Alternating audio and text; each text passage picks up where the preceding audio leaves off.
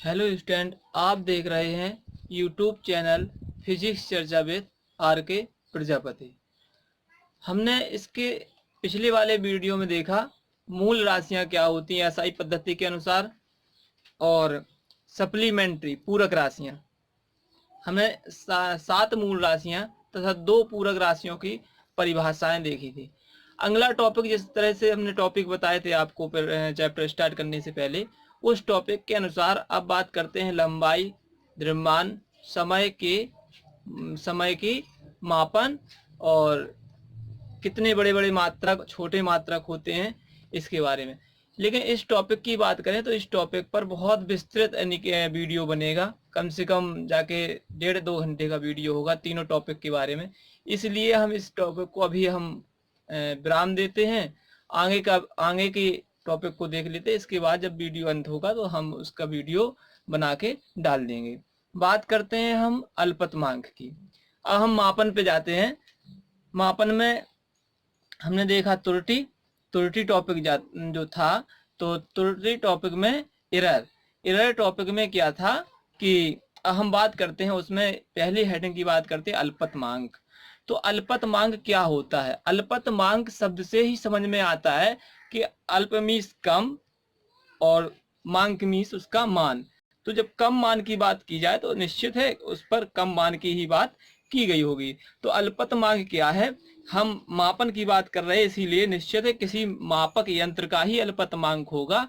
तो मापक यंत्र में जो होता है, तो मापक यंत्र आपने देखा होगा, मापने वाले यंत्र जैसे वर्नियर कैलिपर्स, मीटर स्केल, इस तरीके से जो पैमाने होते हैं नापने के, द्रव्यमान मापने के, दूरी मापने के, तो इनकी बात कर रहे हैं। तो इनमें क्या था कि अल्पतमांक क्या है? वह छोटी छोटी या न्यूनतम माप होती है जिसे हम किसी मापक यंत्र द्वारा शुद्धता पूर्वक या यथार्थता पूर्वक माप सकें।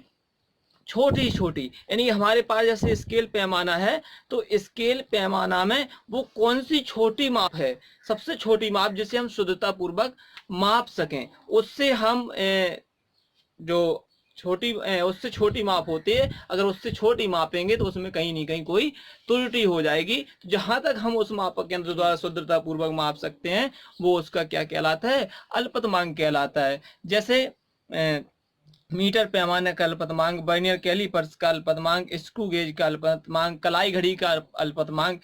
बात करते जैसे कलाई घड़ी है, कलाई घड़ी में हमने देखा होगा कि उसमें सबसे छोटा से छोटा हमारा समय क्या होता है? बड़ा समय 24 घंटे, इसके बाद घंटा, इसके बाद मिनट और उसके बाद हम सेकंड, यानी कि हम सबसे छोटा समय कितना माप सकते हैं? 1 सेकंड सबसे छोटा समय माप सकते हैं। तो हम बात करते हैं परिभाषा की, अल्पतमांक की परिभाषा क्या है। तो अल्पतमांक की परिभाषा की बात करते हैं, तो देखिए आप,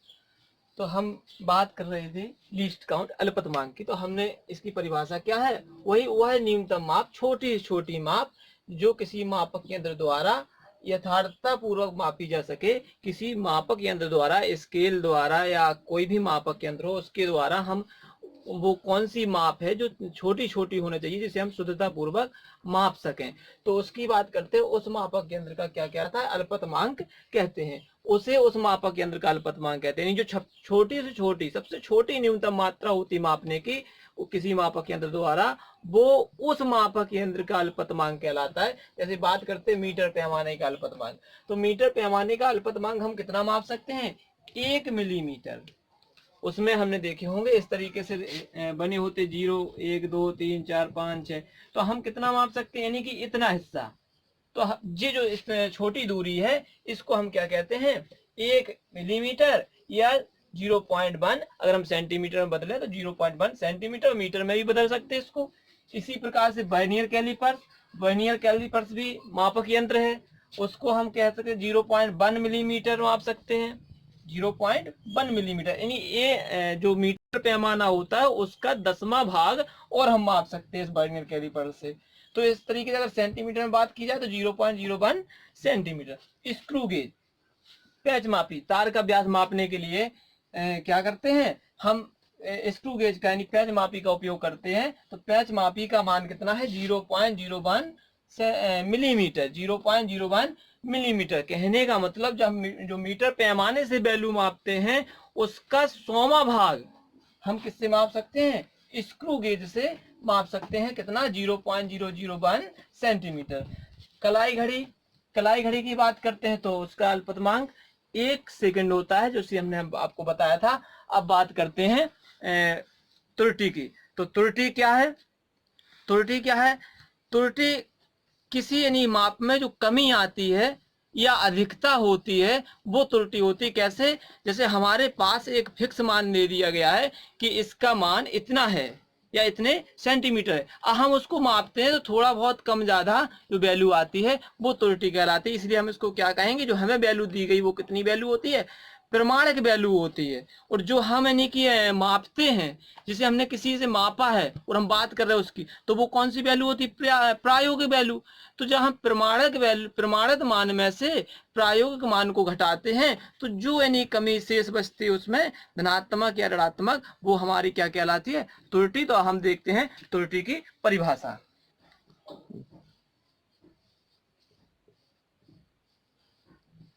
तो हम बात कर रहे थे त्रुटि यानी कि एरर। एरर हमने बताया था आपको, जो प्रमाणिक मान होता है, जो यानी फिक्स वैल्यू है, इंटरनेशनल पद्धति ऐसा सिस्टम द्वारा हमें मिली है, या हमें पता है कि ये इतना यानी कि लीटर है, उसकी जो प्रमाणित वैल्यू होती है, अगर हम मापते हैं उस वैल्यू से, अगर यानी कि हम देखते दोनों में अंतर करते हैं तो कुछ यानी कि जो अंतर होता है या भिन्न होता है, या हम कह सकते हैं प्रमाणिक मान प्रमाणित मान से भिन्न होता है। जैसे कि लिखा भी है, जब किसी भौतिक राशि का प्रायोगिक मान, जो हमने प्रयोग किया है, जो हमने मापा है, वो मान कैसा है, प्रमाणित यानी अप्रमाणिक, जो प्रमाणिक मान है, जो हमें वैल्यू मिली है, उससे कैसा होता है, भिन्न होता है, तो क्या कहलाती है, त्रुटि कहलाती है। सीधे शब्दों में कहें तो मापन में आने वाली अशुद्धता, जो अशुद्धि होती है, उसे हम क्या कहते हैं, त्रुटि कहते हैं। बात करते हैं मापन में त्रुटि को 2 वर्गों में विभाजित किया गया है। पहली है क्रमबद्ध त्रुटि, दूसरी है यादृच्छिक त्रुटि। क्रमबद्ध त्रुटि और यादृच्छिक त्रुटि। बात हम पहले करेंगे क्रमबद्ध त्रुटि की।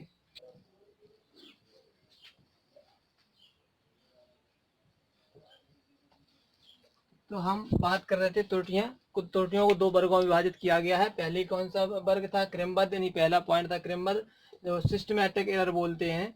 तो क्रमबद्ध त्रुटियां कौन सी है, वे त्रुटियां जो किसी एक निश्चित दिशा में, यानी कि किसी एक निश्चित दिशा में धनात्मक और ऋणात्मक होती हैं, एक किसी निश्चित दिशा में आगे बढ़ती हैं, क्रमबद्ध त्रुटियां कहलाती हैं। क्रम के अनुसार आगे बढ़ती हैं, इसीलिए हम कहते हैं क्रमबद्ध त्रुटियां।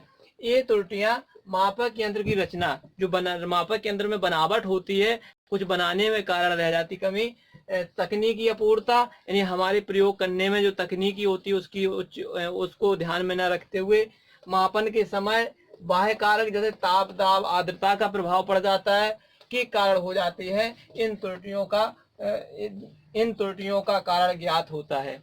कुल मिलाके जो क्रमबद्ध त्रुटियां होती हैं, इन त्रुटियों का कारण हमें पता होता है कि किस कारण त्रुटि आई है, इसीलिए हम इन त्रुटियों का क्या कर पाते हैं, निवारण कर लेते हैं। तो हमें किसकी बात कर रहे थे, वे त्रुटियां जो एक किसी निश्चित दिशा में आगे बढ़ती हैं तथा क्रमबद्ध त्रुटियां कहलाती हैं। एक निश्चित दिशा में क्रमबद्ध तरीके से आगे बढ़ती हैं, तो ऐसी त्रुटियों को हम क्या कहते हैं, क्रमबद्ध त्रुटियां कहते हैं। सिस्टमैटिक एरर, इसकी बात करते, सिस्टमैटिक एरर, क्रमबद्ध त्रुटियां कितने प्रकार की होती हैं, तो वो यानी यांत्रिक त्रुटि, प्रायोगिक तकनीक में अपूर्णता, बाह्य कारक के कारण हुई त्रुटि और व्यक्तिगत त्रुटि, जी इसके अंतर्गत आते हैं। तो हम बात करते हैं यांत्रिक त्रुटि की, कि यांत्रिक त्रुटि क्या होती है।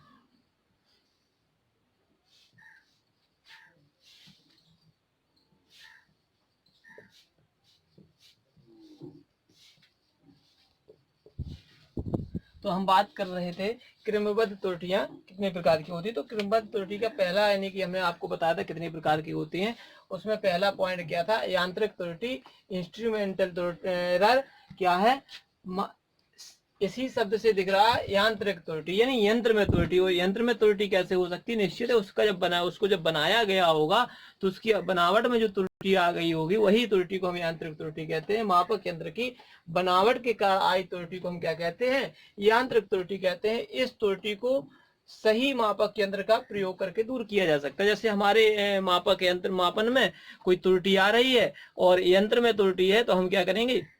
उस रॉन्ग यंत्र की जगह, बेकार यंत्र की जगह या कमी वाले यंत्र की जगह हम क्या करेंगे? सही यंत्र का उपयोग करके हम उस त्रुटि को दूर कर सकते हैं। जैसे कि शून्यांक त्रुटि। अब हम देखते हैं दोनों अगर शून्यांक, जैसे मान लो एक वर्नियर कैलिपर्स होता है, उसमें 2 जबड़े होते हैं, या इसके स्क्रू गेज होता है उसमें भी 2 यानी कि जबड़े होते हैं। अगर हम उन दोनों जबड़ों का शून्यांक यानी कि एक दूसरे से नहीं मिल रहा है तो निश्चित उसमें कैसी त्रुटि होगी? शून्यांक त्रुटि होगी। या तो शून्य आगे होगा या शून्य पीछे होगा, आगे पीछे। इसी प्रकार से धनात्मक ऋणात्मक त्रुटि बनती है।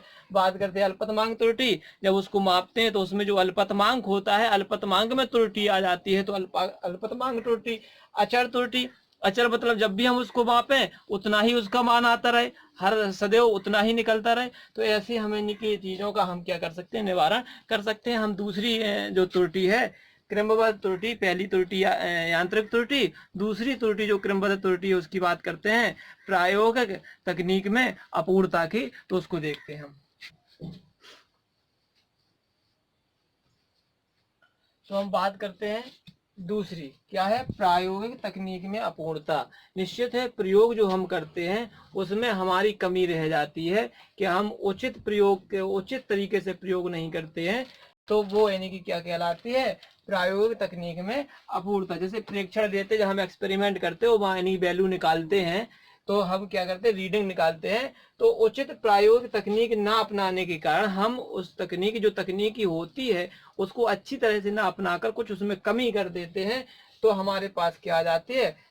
ना अपनाने के कारण माप में क्या आ जाती है? त्रुटि आ जाती है। अब हम क्या करते हैं? इसको दूर कैसे कर पाते हैं? निश्चित है उचित प्रायोगिक तकनीक अपनाते हैं, सही तरीके से उसको नहीं करते हैं दोबारा से, तो अपनाकर इस त्रुटि को हम क्या कर सकते हैं? दूर कर सकते हैं। तीसरी आपने त्रुटि देखी थी, क्या थी? बाह्य कारकों की निर्भरता। तो उस पर देखते हैं वो बाह्य कारक क्या यानी कैसे त्रुटि अपनाते हैं, उसकी बात करते हैं।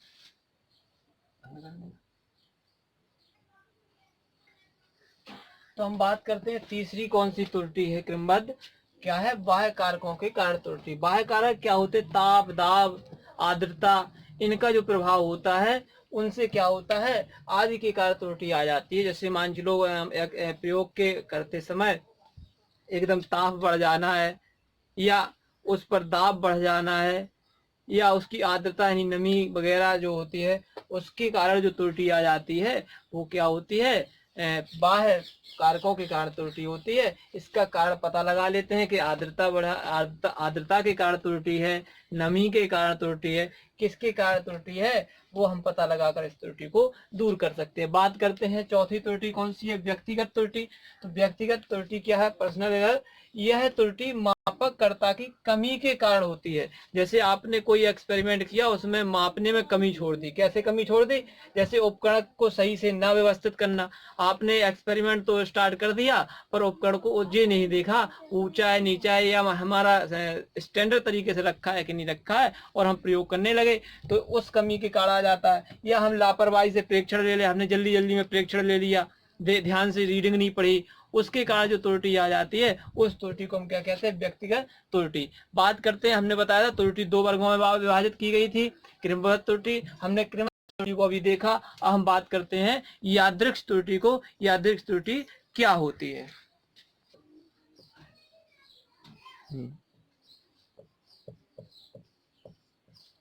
तो हम बात कर रहे थे दूसरी त्रुटि जो थी आपकी वो कौन सी थी? यादृक्ष त्रुटि थी। यादृक्ष त्रुटि, रैंडम एरर। ये क्या है? वो तो कारण पता होता था उस त्रुटि का, लेकिन इस त्रुटि का कोई कारण पता नहीं होता। जैसे कि मापन में अनियमित रूप से, उसमें क्या था? उसमें था निश्चित दिशा में।